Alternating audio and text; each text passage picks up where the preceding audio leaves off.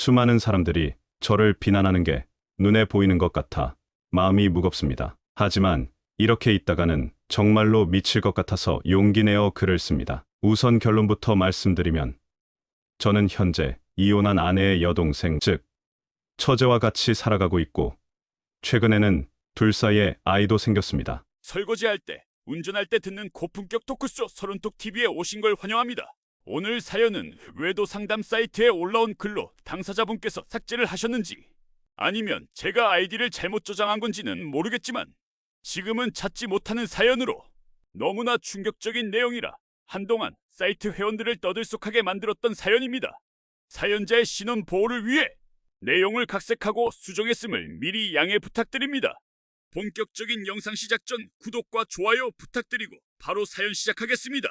저는 평촌에 살고 있는 40대 후반 남자입니다. 글을 아직 올리지 않았는데도 수많은 사람들이 저를 비난하는 게 눈에 보이는 것 같아 마음이 무겁습니다. 하지만 이렇게 있다가는 정말로 미칠 것 같아서 용기 내어 글을 씁니다. 우선 결론부터 말씀드리면 저는 현재 이혼한 아내의 여동생, 즉 처제와 부부같이 살아가고 있습니다. 이렇게만 글을 쓰면 많은 분들이 저희를 비난할 게 뻔합니다. 하지만 제가 이런 인생을 살게 된 것에는 복잡한 사연이 있습니다. 부디 읽어주시고 회원님들의 현명한 조언 부탁드리겠습니다. 제 인생이 처음부터 이렇게 복잡했던 것은 아닙니다. 17년 전 전처와 결혼할 당시만 해도 제 인생은 평범함 그 자체였습니다. 아니 솔직히 말하면 남들보다 행복한 삶이었습니다. 대기업에 다니고 있었고 같은 회사를 다니던 전처와 결혼하여 경제적으로도 정서적으로도 정말 행복한 인생을 살고 있었습니다. 28살에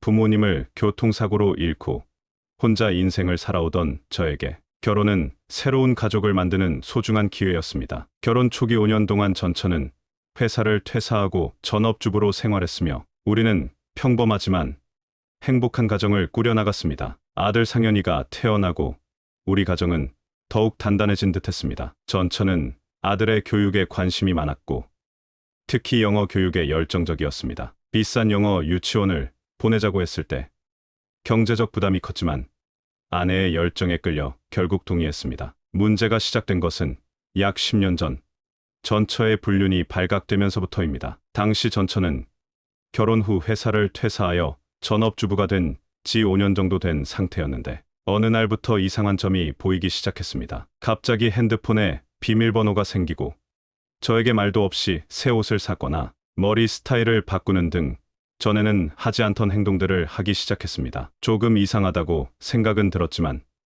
제가 그때 승진을 앞둔 상태라 도무지 신경을 쓸 여유가 없었습니다. 본격적으로 의심하게 된 계기는 아들의 순진한 말 한마디였습니다. 아빠, 오늘 선생님하고 엄마하고 셋이서 오리보트 탔어. 완전 신나고 재미있었어. 순간 이상하게 느껴져 무슨 선생님이라고 물었더니 케빈 선생님하고 다녀왔어.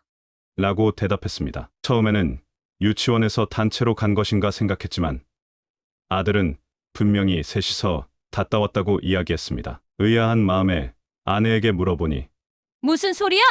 소풍으로 다 같이 간 거고 다른 집은 전부 아빠하고 엄마하고 같이 오는데 나만 혼자 소풍 따라가니까 선생님이 도와주신 거야. 라고 변명했습니다. 하지만 영어 유치원 알림장에는 그 어디에도 소풍을 다녀왔다는 이야기는 없었습니다. 의심이 점점 커지면서 결국 아내의 뒷조사를 하게 되었습니다. 핸드폰에서는 아무런 증거를 찾지 못했지만 차량 블랙박스 영상에서 결정적인 불륜 증거를 발견했습니다. 역시나 그 케빈이라는 백인 남자와 바람을 피우고 있었고 블랙박스에는 둘이 차 안에서 칵스를 하는 소리까지 담겨 있었습니다. 충격과 배신감에 상간 소송을 진행하기로 마음먹었습니다. 케빈에게 내용 증명이 도착하자 아내는 울며불며 한 번의 실수였다며 용서를 구하기 시작했습니다. 상간 소송 계속하면 소문나서 유치원도 못 다니고 학부모들 사이에서 소문나 애한테도 상처 입을 수 있어. 소송하면 6개월은 소송 싸움해야 하고 당신이 증거를 계속 보게 되면 더 사이가 나빠지지 않겠어? 참 바보 같았지만 그때 전처의 말을 믿었습니다. 아이가 상처받을까 너무 걱정되었고 그녀를 너무 사랑했기 때문입니다. 결국 케빈이 아들을 가르치는 반이 아닌 다른 반으로 옮기는 조건으로 상간 소송을 취하했습니다. 소송을 취하한 후 한동안 아내는 정말 저에게 매일 사죄하며 아이에게도 최선을 다했습니다. 그러나 그런 모습은 2개월도 가지 못했습니다. 슬슬 외출이 잦아지고 제가 모르는 동선이 눈에 띄기 시작했습니다. 결국 블랙박스를 다시 확인해 봤는데 이번에는 블랙박스를 꺼놓은 채 운전하고 있었습니다. 이유는 뻔했습니다. 이전처럼 블랙박스에 증거가 남는 것을 피하기 위해서였을 겁니다. 핸드폰도 겉으로는 비밀번호를 풀어놓았지만 누가 봐도 내용을 지운 흔적이 역력했습니다. 의심이 확신으로 바뀌자 큰돈을 들여 탐정을 고용했습니다. 이미 상간남이 누구인지 알고 있었기에 탐정은 일주일 만에 증거를 잡아냈습니다. 둘이서 의왕호 수공원을 간 뒤 인덕원에 있는 모텔에 들어가는 모습을 사진으로 찍어왔습니다. 다시 한번 배신당했다는 사실에 분노가 치밀었고 창피한 마음이지만 백인이 그렇게 좋은가? 라는 생각에 좌절감도 컸습니다. 아무리 생각해도 전처와는 같이 살 수 없을 것 같아 상간 소송과 이혼 소송을 함께 진행하기로 결심했습니다. 처음 아내는 여보, 같이 잘 살기로 했잖아. 왜 또 의심을 하는 거야? 자꾸 이러면 우리 회복 못해. 라며 울면서 은근슬쩍 가스라이팅을 했습니다. 하지만 증거를 보여주자 이번에는 또 다른 변명을 늘어놓았습니다. 나도 그 사람하고 헤어질 시간이 필요했어. 그래서 카페에서 이런저런 이야기하다가 그 사람이 피곤하다고 해서 잠깐 자러 들어간 거야. 아무 일도 없었어. 그냥 잠만 잔 거라니까. 너무 어이가 없어서 무조건 상간 소송할 거고 이혼도 할 거니까 당신도 알아서 준비해. 라고 단호하게 말했습니다. 그 일 이후 전처의 진짜 모습을 보게 되었습니다. 영어 유치원 다니는 다른 엄마들에게 저를 의처증 환자로 몰아가며 자신의 불륜이 제 의처증이 만들어낸 상상이라고 소문을 내기 시작했습니다. 상간남 케빈도 마찬가지였습니다. 말도 안 되는 변명을 하며 학원장에게는 자신은 아무런 불륜 행위를 하지 않았다고 주장하고 도리어 아빠의 관심을 못 받는 아이와 엄마에게 신경 써준 게 잘못이냐 하며 뻔뻔하게 굴었습니다. 하지만 그들의 거짓말은 결국 재판에서 밝혀졌습니다. 상간 소송으로 받은 위자료 1200만 원, 한 가정을 박살낸 보상으로 받기에는 터무니없이 적은 금액이었습니다. 이 상황에서 가장 가슴 아팠던 것은 전처의 불륜 사실을 7살짜리 아들이 알게 되었다는 점입니다. 정신 나간 전처가 소송 도중 주차장에서 케빈을 만나 대화하다 껴안는 장면을 차 안에서 아들이 목격한 것입니다. 아들은 울면서 엄마가 케빈 선생님하고 안고 서로 울고 있었어. 엄마 갑자기 왜 그래? 라고 물었습니다. 그 순간 전처를 용서할 마음이 완전히 사라졌습니다. 결과적으로 케빈은 영어학원에서 해고되었고 아들도 영어학원을 그만두게 되었습니다. 전처는 오히려 제 소송 행위에 분노했습니다. 우리 부부 관계의 문제로 내가 바람을 피우게 된 건데 왜 엉뚱한 사람 인생에 피해를 주는 거야? 이것이 실제로 전처가 했던 말입니다. 저는 그런 아내의 말을 완전히 무시하고 이혼 소송을 진행했습니다. 이렇게 제 평범했던 일상은 산산조각이 났고 앞으로 더 큰 시련이 기다리고 있었습니다. 이혼 소송 중에 정말 화가 났던 것은 아내가 그 백인 상간남의 집을 왔다 갔다 한다는 사실을 알게 되었을 때였습니다. 상간 소송까지 했는데 또 그 놈을 만난다니 도저히 참을 수가 없어서 두 번째 상간 소송을 제기했습니다. 이번에는 전처가 대놓고 이렇게 말하더군요. 이미 우리 부부 관계는 당신이 소송을 하면서 파탄 나 있었어. 왜 또 소송을 하는 거야? 괜히 변호사한테 돈 주지 말고 그냥 우리 각자 살자니까? 전처의 뻔뻔함에 분노가 치밀었지만 법의 심판을 받게 하는 것이 최선이라 생각했습니다. 결국 두 번째 상간 소송도 승소해서 위자료 1000만 원을 받게 되었고 그 과정에서 이혼도 확정되었습니다. 전처는 이미 불륜 사실이 동네에 전부 소문이 나서 아이를 키울 수 없다며 친권과 양육권을 포기하겠다고 했습니다. 양육비를 지급하지 않는 대신 재산 분할도 거의 요구하지 않겠다고 하더군요. 아무리 바람이 났어도 자신의 아이까지 버릴 줄은 몰랐습니다. 정말 여자가 바람이 나면 아이도 버리고 가는구나 싶었습니다. 저도 더 이상 전처를 보기 싫었기에 그녀의 조건을 받아들여 1년 만에 이혼을 하게 되었습니다. 그 와중에 케빈이라는 놈은 위자료를 낼 돈도 없었는지 아니면 애초에 낼 생각도 없었던 건지 학원을 그만두고 한동안 연락을 피하며 도망을 다니더니 결국 이사까지 가버렸습니다. 이혼은 했지만 이렇게 상간남이 도망을 가버리니 혹시나 아이를 보러 오지 않을까라는 희망을 가졌지만 전처는 정말 남이 된 것처럼 아무런 연락을 하지 않았습니다. 그러다 몇 달 후 장모님으로부터 들은 사실은 정말 충격적이었습니다. 전처가 케빈과 함께 미국으로 도망을 갔다는 것이었습니다. 장모님은 숨도 못 쉬고 우시면서 말씀하셨습니다. 내가 혼자서 애들 올바르게 키우려고 그렇게 노력을 했는데 바보 같은 딸년이 이렇게 가족들 가슴에 대못을 박네. 미안하네. 정말로 내가 미안해.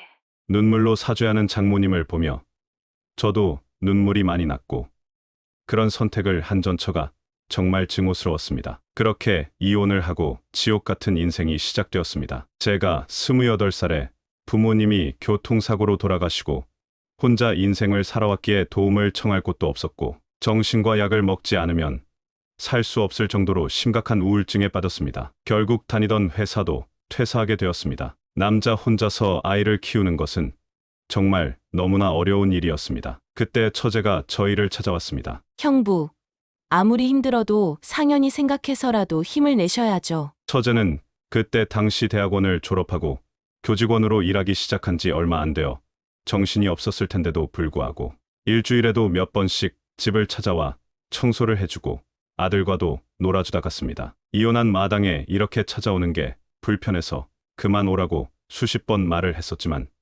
처제는 이렇게 대답했습니다. 형부, 이혼을 했어도 상연이는 제 가족인거려. 그리고 형부가 잘못해서 이혼한 것도 아닌데 왜 그러세요? 제가 마음이 쓰여서 그래요. 그런 처제의 모습을 보면서 저도 마음을 많이 추스르게 되었고 이혼하고 1년 정도가 지나 다른 대기업에 취직할 수 있게 되었습니다. 취업 과정에서도 정신적으로 수시로 무너졌었는데 옆에서 도와준 것도 처제였습니다. 그렇게 이혼을 하고 3년이라는 시간이 흘렀습니다. 아들도 초등학교에 들어가고 처제는 30대 중반이 되었지만 3년이라는 시간 동안에도 계속 저희 집을 찾아와 많은 도움을 주었습니다. 장모님도 많이 도와주셨습니다. 가끔 장모님과 함께 처제에게 왜 남자를 안 만나냐고 빨리 좋은 남자 만나서 결혼을 해야 한다고 말할 때마다 처제는 그냥 웃으면서 모르겠어요. 아직 결혼하고 싶은 마음이 없어요. 괜찮은 남자도 없고요. 라고 대답하곤 했습니다. 사실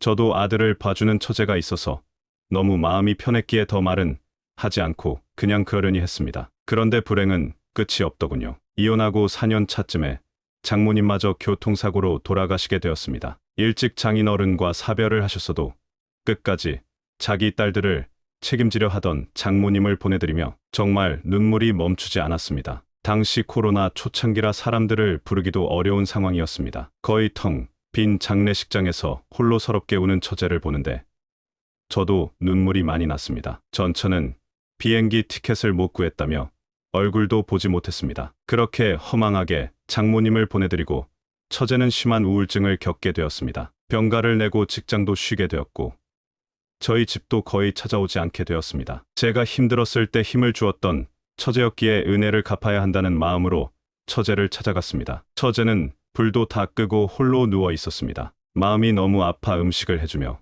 이런저런 말을 걸었는데도 대답도 거의 하지 않고 울고 있는 처제를 보며 마음이 너무 아팠습니다. 그러다 어느 날 아들과 함께 처제 집으로 가서 같이 저녁을 먹던 도중 우연치 않게 처제의 스마트폰 화면을 보고 정말 깜짝 놀랐습니다. 처제가 자살 방법에 대해서 검색을 하고 있었던 것입니다. 놀란 마음과 걱정되는 마음이 합쳐지자 저도 모르게 큰 소리로 화를 내게 되었습니다. 처제는 울면서 언니도 없고 엄마도 없는데 전 이제 정말 의지할 곳이 없어요. 라며 엉엉 울었습니다. 이러다가는 처제가 정말 잘못된 선택을 할 것 같다는 생각이 들어 싫다는 처제를 억지로 정신병원으로 끌고 가 검사를 받게 했습니다. 검사 결과는 역시나 자살 고위험 판정이 나와 보호자의 보호가 필요한 상황이었습니다. 주변에 처제를 봐줄 사람도 없고 그렇다고 그냥 내버려 두기에도 너무 걱정이 되어 결국 저희 집으로 데리고 오게 되었습니다. 미리 말씀드리지만 절대로 제가 어떤 목적을 가지고 그런 선택을 한 것은 아닙니다. 그렇게 처제가 저희 집으로 오고 4개월 정도 지날 무렵 저희 집은 간만에 행복이라는 단어가 보이는 듯했습니다. 34평짜리 아파트에 둘만 살던 때와 다르게 셋이 산이 사람 온기가 돌았고 분리불안처럼 매일 저를 찾던 아들도 이모가 우리 집 사니까 너무 좋아. 라며 행복해했습니다. 처제도 우울증이 어느 정도 나아지게 되어 직장도 다시 다니게 되었습니다. 저녁도 함께 먹게 되었고 주말이면 셋이서 여행도 같이 다니게 되었습니다. 특히 그때는 코로나가 심해 캠핑을 많이 다녔었는데 어느 날 캠핑장에서 아들은 일찍 자고 처제와 둘이서 모닥불에 앉아 불멍을 하다가 이런저런 이야기를 하게 되었습니다. 처제는 형부, 언니가 아직도 밉죠? 저도 언니가 너무 미워요. 라고 말했습니다. 예전에는 정말 미웠어. 그냥 이혼만 했으면 좀 나았겠는데. 그렇게 상간남하고 살겠다고 미국까지 가버리니까 너무 미웠었지. 근데 요즘은 괜찮아. 시간이 지나서 그런 것도 있고 이렇게 셋이서 같이 사는 게 행복해서인가? 이제는 기억도 잘 안 나? 이 이야기를 하는데 저를 쳐다보는 처제의 눈빛이 좀 다르게 느껴졌습니다. 그 캠핑이 끝나고 어느새 저도 모르게 처제를 다른 존재로 의식하게 되었습니다. 머리로는 절대로 그러면 안 된다고 생각하면서도 계속해서 의식을 하게 되었습니다. 빨래도 예전에는 그냥 아무 생각 없이 널었었는데 갑자기 신경 쓰이기 시작하고 예전에는 어쩌다가 옷 갈아입는 것을 봐도 아무 생각 없었는데 그날 이후로는 심장이 뛰기 시작했습니다. 이러다가는 말 그대로 폐륜을 저지를 것 같아 같이 산 지 8개월 만에 처제에게 이제 따로 사는 게 어떻겠냐고 이야기를 했습니다. 처제는 갑자기 왜 그러냐며 놀랐지만 이내 알겠다고 했습니다. 그렇게 자기 짐을 들고 집을 나가는 처제를 보며 아들이 많이 울었습니다. 이모 멀리 가는 거 아니고 이모 집에 가는 거야 라고 말을 해도 계속 울기만 했습니다. 그렇게 처제가 집으로 돌아간 지 1달 정도 되었을 때 금요일 한밤중에 경찰서에서 전화가 왔습니다. 처제가 길가에서 만취하여 의식을 잃고 쓰러져 있어 누군가가 신고를 했다는 것이었습니다. 이건 또 무슨 일인가 싶어 가보니 경찰서 보호실에서 정신을 잃고 누워 있더군요. 이렇게 둘 수는 없어서 집으로 데려와 재웠습니다. 침대에 눕히는데 갑자기 처제가 저를 안고 울면서 말하더군요. 형부, 이제 저는 혼자예요. 제발 저를 혼자 두지 마세요. 솔직히 저도 남자인지라 순간 흔들렸는데 그냥 술 취해서 그러려니 생각하고 알겠다고 말하고 일단 재웠습니다. 그렇게 새벽에 난리를 치고 잠에 들었는데 아들이 배고프다는 소리에 일어나니 점심이었습니다. 일어나서 처제 해장이나 시키려고 했더니 이미 자기 집으로 갔더군요. 전화를 했더니 전화도 안 받고 또 무슨 일이 있나 싶어 아들하고 집으로 찾아갔습니다. 가보니 처제는 또 불을 끄고 혼자 누워 있었습니다. 집안 꼴은 장모님 돌아가시고 난 후처럼 정말 엉망이었습니다. 순간 또 처제가 안 좋은 선택을 할까 걱정이 되더군요. 아들도 자꾸 놀러 가고 싶다고 노래를 부르고 결국 누워있는 처제를 강제로 일으켜 강릉에 있는 한 펜션으로 놀러를 가게 되었습니다. 침울하게 아무 말도 안 하던 처제도 아들하고 바다에서 같이 놀고 맛있는 것도 먹고 하니 기분이 나아진 것 같더군요. 그렇게 밤늦게까지 신나게 놀고 아들과 같이 자고 있는 처제를 보고 혼자 바닷가로 산책을 나갔습니다. 코로나라 그런지 10월 초인데도 사람도 별로 없이 한산한 해변가에 홀로 앉아 이런저런 생각을 하다 소주 한 병을 사서 마셨습니다. 한 30분 있었나 뒤에 인기척이 느껴져 뒤를 보니 처제가 있더군요. 처제는 아무 말 없이 제 옆에 앉아 멍하니 바다를 봤습니다. 한 30분쯤 있었을까요? 처제가 형부, 나 형부하고 상현이하고 같이 살고 싶어요. 라고 하더군요. 그때 그러면 안 되는 거였는데 술김에 나도 남자고 처제는 가족이긴 하지만 피 한 방울 안 섞인 여자야. 솔직히 요즘 여자로 신경 쓰여. 우리 관계가 지금처럼 유지되려면 잠시라도 거리를 둬야 해 라고 말해버렸습니다. 말하고 나서 아차 싶었습니다. 그냥 다른 이유를 댈 걸. 이제 처제마저 떠나가겠구나 하고 생각했습니다. 그런데 처제 반응이 이상했습니다. 한참을 저를 뚫어져라 쳐다보더니 말하더군요. 솔직히 안 될 거 뭐 있어요? 언니는 바람나서 남자 따라 미국 간 지가 벌써 5년이 다 되어가고 솔직히 상현이도 엄마보다 나를 더 좋아하는데 우리 만나도 뭐라고 할 사람 아무도 없어요. 나 앞으로도 그냥 형부랑 상현이랑 같이 살 거예요. 술김에 그럼 같이 살자고 이야기를 하게 되었고, 그렇게 같이 살게 된 지 벌써 3년이 넘어갑니다. 그냥 일반적인 연인, 아니 부부처럼 살게 되었습니다. 동거 초반에는 죄책감이 심했습니다. 돌아가신 장모님 만나 뵐 면목도 없었고, 무엇보다 아직 결혼도 안 한 여자한테 내가 무슨 짓을 하는 건가 하는 생각에 중간중간에 다른 남자를 만날 것을 적극적으로 권유도 하고, 제 돈을 들여 결혼정보 회사에 가입도 시켜봤는데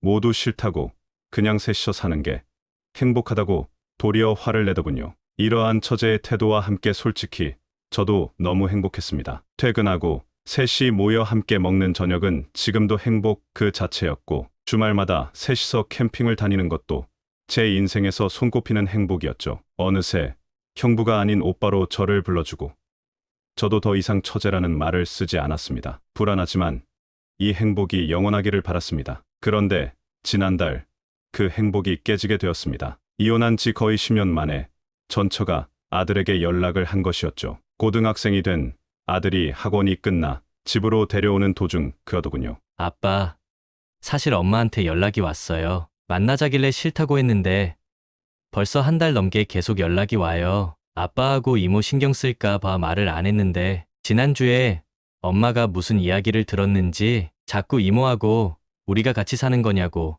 물어보더라고요. 뭐라고 말을 해야 할지 몰라서 그거 왜 궁금하냐고 신경 쓰지 말라고 하고 끊었는데 어제 카톡 온 게 이번 주에 저 보러 온다고 하더라고요. 순간 말문이 막혔습니다. 그리고 너무 화가 났습니다. 창간남하고 미국으로 떠나 아들한테는 한 번도 연락이 없던 여자가 왜 하필이면 지금 이 행복한 순간에 또 나타난 건지, 아들이 보기 싫다고 했으니 제발 나타나지 않기만을 바랐습니다. 그러나 이틀 후 퇴근하는 도중에 모르는 번호로 전화가 와서 받았는데 아니나 다를까 전처였습니다. 전처는 대뜸 나야, 궁금한 게 있어서 전화했어. 당신 혹시 지영이랑 같이 살아? 아니지? 라고 물었습니다. 내가 누구랑 살든 무슨 상관인데. 바쁘니까 끊어. 그렇게 전화를 끊고 나니 문자가 미친 듯이 오기 시작했습니다. 나중에 보니 문자만 거의 100통 가까이를 했더군요. 내용은 왜 대답을 안 하냐, 진짜 내 동생이랑 사는 거냐는 것이었습니다. 집에 오니 아들은 학원에 가 있고 지영이가 심각한 표정으로 주방 식탁에 앉아 있더군요. 역시나 전처가 연락을 했구나 싶어 말을 꺼내려는데 지영이가 먼저 말을 꺼내더군요. 그리고 그 내용은 너무나 충격적이었습니다. 오빠, 나 임신한 것 같아요. 순간 벙쪄서 당황하고 있었는데 지영이가 그러더군요. 나 이 아이 낳을 거예요. 일단 알겠다고 고맙다고 말을 했습니다. 솔직히 죄스러운 마음도 있지만 행복한 마음이 더 컸거든요. 그런데 지난주 퇴근하고 집에 들어오니 집안이 난리가 나 있었습니다. 놀라서 집으로 들어가니 전처가 지영이의 머리채를 잡고 있었습니다. 놀라기도 하고 화도 나서 미쳤어. 뭐 하는 짓이야? 라고 소리치니 전처는 내가 진짜 미쳤구나. 감히 내 동생하고 붙어 먹어? 라며 저를 공격하기 시작했습니다. 처음에는 지영이와 이런 관계가 된 게 창피해서 참았는데 점점 저를 비난하는 강도가 심해지더니 전처는 너, 내가 내 직장하고 친구들한테 다 알릴 거야. 라고 협박했습니다. 그 소리에 순간 욱해서 맘대로 해. 너 상간남 따라 미국 가고 상현이 혼자 남았을 때 옆에서 돌봐준 사람 지영이었어. 장모님 돌아가셨을 때 상주 자리 지켜준 사람은 나고 넌 10년이 넘게 이 모든 걸 모른 척하고 있다가 왜 지금 와서 이러는데? 경찰에 신고하기 전에 당장 꺼져. 내 사랑하는 케빈한테 꺼지라고. 라고 소리쳤습니다. 전처는 분에 못 이기는 듯 한참을 씩씩거리더니 집을 나갔습니다. 갑자기 전처가 왜 우리 가정에 신경을 쓰나 하는 생각이 들어 이리저리 알아봤는데 전처의 친구로부터 충격적인 이야기를 들었습니다. 전처는 벌써 6년째 미국이 아닌 제주도에 살고 있었던 것이었습니다. 그런데도 단 한 번도 아들을 찾아오지 않았고 연락조차 하지 않았던 것입니다. 케빈하고는 미국에 가서 같이 산 지 2년이 되지 않아 헤어지게 되었고, 그 후로 케빈을 붙잡으려고 2년을 넘게 미국과 한국을 왔다 갔다 했다고 하더군요. 결국에 케빈에게 버림을 받고 한국으로 돌아와 한참을 이 남자, 저 남자를 만나며 방황했고, 그러다가 한 남자를 만나 제주도에서 살게 된 지가 벌써 6년이 되었는데, 최근에 그 남자가 바람을 피워 헤어지게 되어 제정신이 아니라고 하더군요. 듣는데 정말 화가 너무 났습니다. 그동안 아무리 면목이 없어도 자기 자식에게 연락 한 번 안 한다는 게, 자기 엄마가 죽었는데도 찾아오지 않았다는 게 너무 화가 나더군요. 그리고 10년 만에 연락한 것도 만나던 남자와 헤어지고 갈 곳이 없으니까 연락을 했다는 것도 너무 괘씸했습니다. 3일 전에는 지영이가 자신의 임신 소식을 전처에게 말했는지 또 저희 집에 찾아와 난리를 쳤습니다. 당장 중절 수술을 하라는 등 저희 가족을 협박하고 있습니다. 자꾸 이러면 스토킹으로 고소하겠다고 하니 이제는 눈이 돌아서 할 테면 해봐라. 나도 너희들 더러운 관계 현수막 걸 거야. 라며 협박을 하더군요. 마음 같아서는 폭행을 해서라도 전처를 떨어뜨려 놓고 싶은데 현실적으로 쉽지 않네요. 그렇다고 계속 이렇게 있자니 뱃속에 있는 아이에 문제가 생길까 무섭고, 이사를 가자니 한창 공부해야 하는 고등학생 아들한테도 영향이 갈까 걱정입니다. 지영이는 임신 초기라 몸도 안 좋고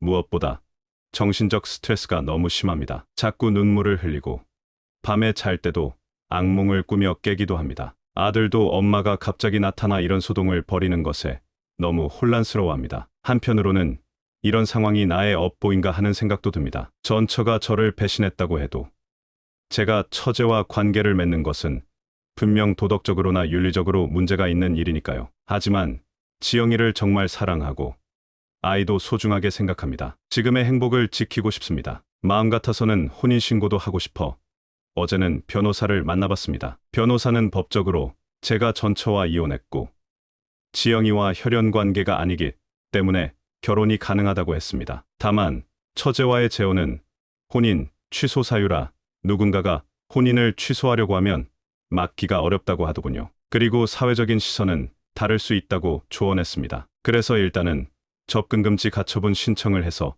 전처가 저희 집에 오지 못하게 하는 방법을 추천했습니다. 지영이와 이야기를 나눠봤는데 그녀는 어떤 상황에서도 아이를 지키겠다고 합니다. 저도 마찬가지고요. 상현이도 처음에는 혼란스러워했지만 지금은 이모가 새 엄마가 되는 것에 대해 긍정적입니다. 오히려 지영이를 엄마라고 부르며 아기가 태어나면 형이 되는 것을 기대하고 있습니다. 아이가 어릴 때부터 지영이가 엄마 역할을 해왔기 때문인지 생각보다 쉽게 받아들이는 것 같습니다. 오늘 아침에는 법원에 접근금지 가처분 신청서를 제출했습니다. 전처가 또 나타나면 경찰에 바로 신고하라고 지영이에게 당부했습니다. 또한 이사를 고려하고 있지만 아들의 학교와 거리가 너무 멀어지지 않는 선에서 알아보고 있습니다. 다만 중간중간 걱정이 생깁니다. 무슨 일이 있어도 새로운 가정을 꾸릴 것이지만 혹시나 제 욕심 때문에 돌아올 수 없는 지옥으로 내가 사랑하는 사람들을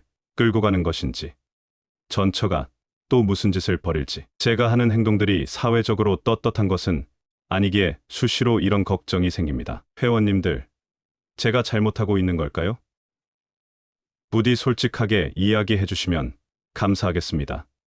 오늘 사연은 여기까지입니다. 중간중간 각색을 하였지만 워낙에 드라마보다 가짜 같은 이야기라 사연자분의 이야기를 읽으며 이게 정말 진짜 사연인가 라는 의심이 들어 한동안 이분이 쓴 글과 댓글을 읽으며 확인을 했는데요. 정말 진심으로 글을 쓰시는 걸 보며 거짓이 아니라고 생각하게 되었습니다. 정말 보기 드물게 기구한 인생인 것 같습니다. 구독자 여러분들은 이분의 선택에 대해서 어떻게 생각하시나요? 자유롭게 댓글 달아주시면 감사하겠습니다. 마지막으로 구독과 좋아요 부탁드리고 다음에도 더 재미있고 흥미로운 사연으로 찾아뵙겠습니다. 지금까지 서른톡이었습니다. 감사합니다.